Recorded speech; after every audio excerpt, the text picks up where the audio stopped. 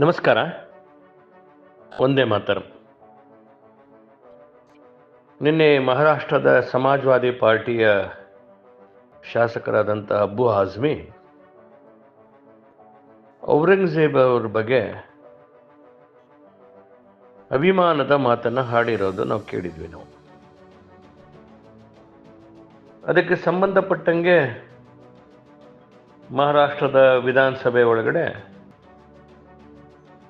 ಬಹಳ ಚರ್ಚೆಯಾಗಿ ಮತದಾನದ ಮುಖಾಂತರ ಅವರನ್ನು ಮುಂದಿನ ಅಧಿವೇಶನದ ತನಕ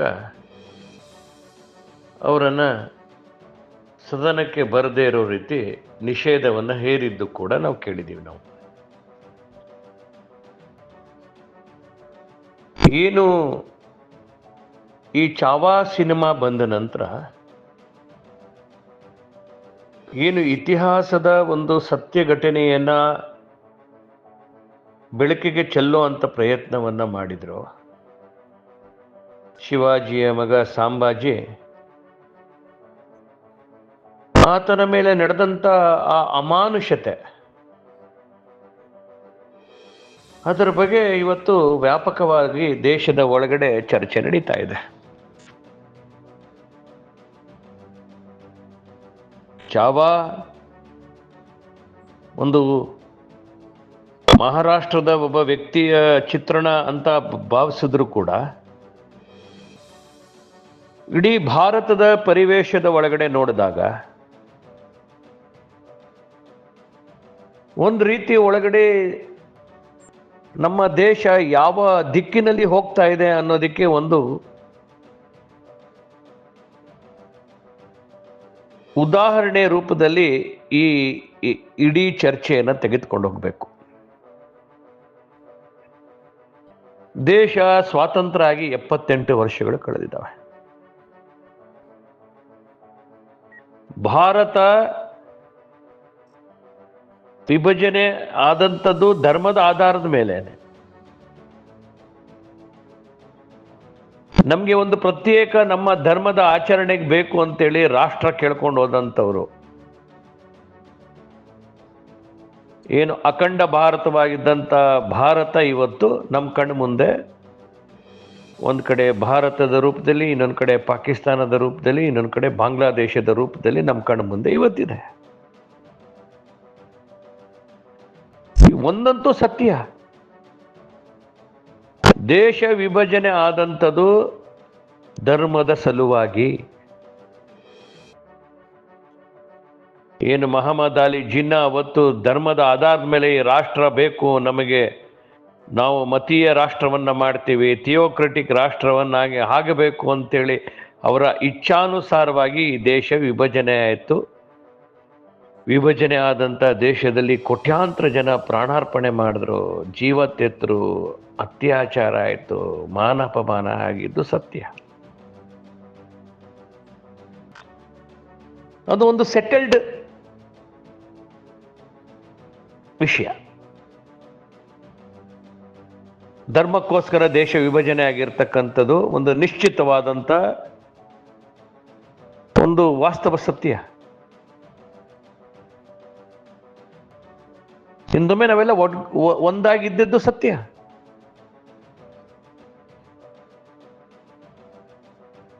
ಯಾವ ಇವತ್ತಿನ ಪಾಕಿಸ್ತಾನ, ಇವತ್ತಿನ ಏನು ಬಾಂಗ್ಲಾದೇಶ ಇದೆ, ನಾವು ಅಖಂಡ ಭಾರತವಾಗಿ ಇದ್ದಿದ್ದು ಕೂಡ ಸತ್ಯ. ಆದ್ರೆ ನಮಗೆ ಧರ್ಮದ ಆಧಾರದ ಮೇಲೆ ದೇಶ ಬೇಕು ಅಂತ ತೆಗೆದುಕೊಂಡು ಹೋದ ನಂತರ ಏನು ಭಾರತದ ಒಳಗಡೆ ಏನೆಲ್ಲವೂ ಹಿಂದೂ ಜನಮಾನಸ, ಹಿಂದೂ ಧರ್ಮ, ಹಿಂದೂ ಸಂಸ್ಕೃತಿಯ ಆ ಒಂದು ಕಾರ್ಯ ಆಗಬೇಕಾಗಿತ್ತು, ಅದಕ್ಕೆ ವಿರುದ್ಧವಾದಂಥ ಕೆಲಸವನ್ನ ಈ ರಾಷ್ಟ್ರದಲ್ಲಿ ನಡೀತಾ ಬಂತು. ಹೆಸರಿಗೆ ಹಿಂದೂ ಬಾಹುಳ್ಯ ರಾಷ್ಟ್ರ ಅಂತ ಆದ್ರೂ ಕೂಡ ದೇಶ ಸ್ವಾತಂತ್ರ್ಯ ಆದಂಥದ್ದು ಧರ್ಮದ ಆಧಾರದ ಮೇಲೆ.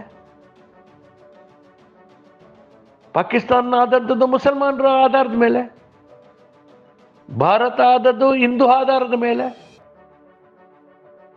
ಹಿಂದೂ ಆಧಾರದ ಮೇಲೆ ಭಾರತ ಆದ ಮೇಲೆ ಈ ದೇಶದ ಒಳಗಡೆ ಹಿಂದೂ ಧರ್ಮ, ಹಿಂದೂ ಸಂರಕ್ಷಣೆಗೋಸ್ಕರ ಅವಿರತವಾಗಿ ಕೆಲಸ ಆಗಬೇಕಾಗಿತ್ತು. ಆದರೆ ದುರ್ದೈವ, ಈ ದೇಶ ವಿಭಜನೆ ಆಗಿ ಸ್ವಾತಂತ್ರ್ಯ ಆದ ನಂತರ ಯಾರು ಅಧಿಕಾರವನ್ನು ನಡೆಸಿದಂಥ ಒಂದು ರಾಜಕೀಯ ಪಾರ್ಟಿ, ಅವರಿಗೆ ಏನು ಮೊಘಲರು ಬೇರೆ ಬೇರೆಯವರು ಆಕ್ರಮಣಕಾರರಿಗಿಂತ ಹಿಂದೂ ವಿಚಾರಧಾರೆ ಬಗ್ಗೆ ಅವರಿಗೆ ಇದ್ದಂಥ ತಾತ್ಸಾರ, ಅವರಿಗೆ ಅಪನಂಬಿಕೆ, ಹಿಂದೂ ಧರ್ಮದ ಬಗ್ಗೆ, ಹಿಂದೂ ಸಂಸ್ಕೃತಿ ಬಗ್ಗೆ ಇರತಕ್ಕಂಥ ದ್ವೇಷ, ಈ ಎಲ್ಲ ಕಾರಣಕ್ಕೋಸ್ಕರ ಅವರು ಏನು ಕಾಂಗ್ರೆಸ್ಸಿನ ರೂಪದಲ್ಲಿ ನೆಹರು, ಇಂದಿರಾ ಗಾಂಧಿ, ರಾಜೀವ್ ಗಾಂಧಿ, ಸೋನಿಯಾ ಗಾಂಧಿ, ಮನಮೋಹನ್ ಸಿಂಗ್ ಇಲ್ಲಿ ತನಕ ಆಳಲ್ಪಟ್ಟರು, ಅವರೆಲ್ಲರೂ ಕೂಡ ಹಿಂದೂ ಧರ್ಮವನ್ನ, ಹಿಂದೂ ಸಂಸ್ಕೃತಿಯನ್ನ ಈ ದೇಶದ ಒಳಗಡೆ ಒಂದು ರೀತಿ ಆದರೆ ನಾಶ ಮಾಡಬೇಕು, ಇಲ್ಲ ದುರ್ಬಲ ಮಾಡಬೇಕು, ಇಲ್ಲ ಅದನ್ನು ಅವನತಿ ತೆಗೆದುಕೊಂಡು ಹೋಗ್ಬೇಕು ಅನ್ನೋ ರೀತಿ ಒಳಗಡೆನೆ ಆಡಳಿತ ಮಾಡಿದಂಥದ್ದು. ಇಷ್ಟು ದೀರ್ಘಾವಧಿ ಒಂದು ಧರ್ಮದ ವಿರುದ್ಧ ಒಂದು ರೀತಿ ಯುದ್ಧವನ್ನೇ ಸಾರಿದ್ರು. ಯಾವುದೆಲ್ಲ ನಮ್ಮ ಸಂಸ್ಕೃತಿಯ ಶ್ರೇಷ್ಠತೆ, ಗರಿಮೆ, ಹಿರಿಮೆ, ಮೌಲ್ಯ ಅಂತ, ಆದರ್ಶ ಅಂತ ನಾವು ಭಾವಿಸಿದ್ವಿ, ಅದನ್ನೆಲ್ಲನ್ನೂ ಕೂಡ ವಿರೋಧ ಮಾಡುವಂತ ಕೆಲಸ ಮಾಡಿದ್ರು. 500 ವರ್ಷಗಳ ದೀರ್ಘ ಹೋರಾಟವನ್ನ ಒಬ್ಬ ರಾಮನ ಒಂದು ಅಸ್ತಿತ್ವಕ್ಕೋಸ್ಕರ ಈ ದೇಶ ಮಾಡಿತು. ಅದೇ ಶ್ರೀರಾಮನನ್ನ ವಿರೋಧ ಮಾಡಿದ್ರು, ರಾಮನ ಅಸ್ತಿತ್ವವನ್ನ ಪ್ರಶ್ನೆ ಮಾಡಿದ್ರು. ಕೋರ್ಟ್ ಮುಖಾಂತರ ಅದಕ್ಕೆ ಮುಕ್ತಿ ಸಿಕ್ಕಿದ್ರು ಕೂಡ ರಾಮ ಜನ್ಮಭೂಮಿ ವಿಚಾರದ ಒಳಗಡೆ ಎಂಥ ದ್ವೇಷವನ್ನ ಈ ಕಾಂಗ್ರೆಸ್ ಈ ದೇಶದ ಒಳಗಡೆ ಆಚರಣೆ ಮಾಡಿತು. ಉದ್ಘಾಟನಾ ಸಮಾರಂಭವನ್ನ ಬಹಿಷ್ಕಾರ ಮಾಡಿದ್ರು. ಏನು ಅದಕ್ಕೆ ಫೌಂಡೇಶನ್ ಸ್ಟೋನ್ ಮಾಡಿದ್ವಿ, ಅವತ್ತು ಕಪ್ಪು ಬಾವುಟ ತೋರಿಸಿದ್ರು.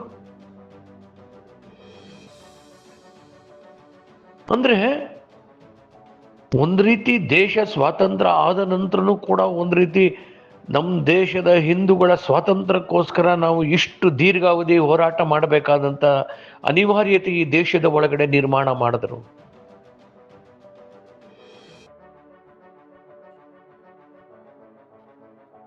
ಸ್ನೇಹಿತರೆ, ಈ ನಿಮಿಷದ ತನಕ ಕೂಡ ಇಲ್ಲಿ ಬದುಕಿ ಉಳಿದಿರ್ತಕ್ಕಂಥ, ಇಲ್ಲಿ ಜೀವಂತವಾಗಿರ್ತಕ್ಕಂಥ ಯಾರು ಮುಸಲ್ಮಾನರಿದ್ದಾರೆ, ಹತ್ತತ್ರ 20 ಕೋಟಿ ಜನ, ಅವರು ಇವತ್ತು ಕೂಡ ತಮ್ಮನ್ನ ಈ ವಿದೇಶಿ ಆಕ್ರಮಣಕಾರರ ಜೊತೆ ಗುರುತು ಮಾಡ್ಕೊಳ್ತಾ ಇದ್ದಾರೆ. ಒಬ್ಬ ಬಾಬರ್, ಒಬ್ಬ ಔರಂಗಜೇಬ್, ಒಬ್ಬ ಅಕ್ಬರ್, ಒಬ್ಬ ಹುಮಾಯೂನ್, ಒಬ್ಬ ಖಿಲ್ಜಿ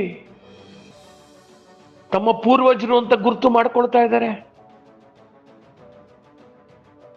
ಅವ್ರಿಗೂ ಈ ಭಾರತದ ಸಂತತಿ ಹೇಗೆ?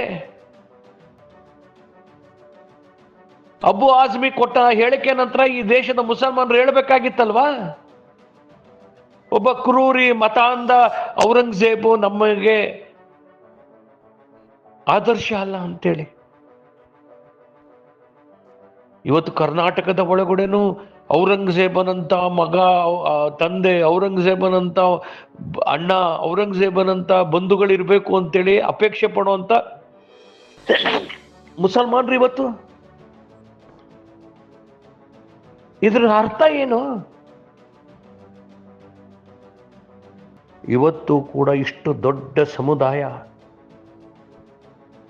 ನಮ್ಮ ದೇಶದ ಹಿಂದೂಗಳನ್ನ ಆಕ್ರಮಣ ಮಾಡಿದಂಥವ್ರ ಮೇಲೆ, ನಮ್ಮನ್ನ ಬಲಾತ್ಕಾರ ಮಾಡಿದಂಥವ್ರು, ನಮ್ಮ ಮಂದಿರಗಳನ್ನು ಧ್ವಂಸ ಮಾಡಿದಂಥವ್ರು, ನಮ್ಮ ಶ್ರದ್ಧಾ ಕೇಂದ್ರಗಳನ್ನು ವಿಧ್ವಂಸ ಮಾಡಿದಂಥವ್ರು, ನಮ್ಮ ಗೋವನ್ನು ಹತ್ಯೆ ಮಾಡಿದಂಥವ್ರು, ನಮ್ಮ ಹೆಣ್ಮಕ್ಳನ್ನ ಮಾನಾಪಮಾನ ಮಾಡಿದಂಥವ್ರನ್ನ ನಮ್ಮ ಹೀರೋ ಅಂತ ಗುರುತಿಸ್ಕೊಳ್ತಾರೆ ಅಂತಂತಂದ್ರೆ ನಾವು ಇವತ್ತು ಹೇಗೆ ತಯಾರಾಗಬೇಕಾಗಿದೆ? ಇವತ್ತು ಎಲ್ಲ ಬಿಸಾಡಿ, ಎಲ್ಲ ಜಾತಿ ಬಿಸಾಡಿ ಇವತ್ತು ನಾವು ಇವತ್ತಿನ ಮುಸಲ್ಮಾನರು ಈ ಪ್ರಮಾಣದ ಹಿಂದೂ ದ್ವೇಷವನ್ನ ಇವತ್ತು ನಮ್ಮ ದೇಶದ ಒಳಗಡೆ ಆಚರಣೆ ಮಾಡ್ತಾ ಇರೋದಕ್ಕೆ ಕಾರಣ ಕಾಂಗ್ರೆಸ್, ಅದಕ್ಕೆ ಕಾರಣ ಈ ದೇಶದ ಕಮ್ಯುನಿಸ್ಟ್ ಪಾರ್ಟಿ, ಅದಕ್ಕೆ ಈ ದೇಶದ ಒಳಗಡೆ ಈ ಥರ ತಥಾಕಥಿತ ಶಕ್ತಿಗಳು, ಈ ಔರಂಗಜೇಬಿನ ಮನಸ್ಥಿತಿಗೆ ಬೆಂಬಲ ಕೊಡೋರನ್ನ ನಾವು ವಿಧ್ವಂಸ ಮಾಡೋದಲ್ಲ, ನಾಶ ಮಾಡೋದಲ್ಲ, ಸುಟ್ಟು ಭಸ್ಮ ಮಾಡಬೇಕಾಗಿದೆ. ಇವತ್ತು ನಾವು ತಯಾರಾಗಬೇಕಾಗಿದೆ, ಸೆಟದು ಎದ್ದೇಳಬೇಕಾಗಿದೆ, ಹೋರಾಟದ ಅಕ್ಷಾತ್ರತೆ ತೋರಿಸ್ಬೇಕಾಗಿದೆ, ಅವಶ್ಯಕತೆ ಬಿದ್ದರೆ ಖಡ್ಗವನ್ನು ಎತ್ಕೊಳ್ಬೇಕಾಗಿದೆ ಧರ್ಮದ ಸಲುವಾಗಿ. ಖಂಡಿತ ಅದನ್ನು ನಾವೆಲ್ಲ ನೀವು ಸೇರಿ ಮಾಡೋಣ. ನಮಸ್ಕಾರ.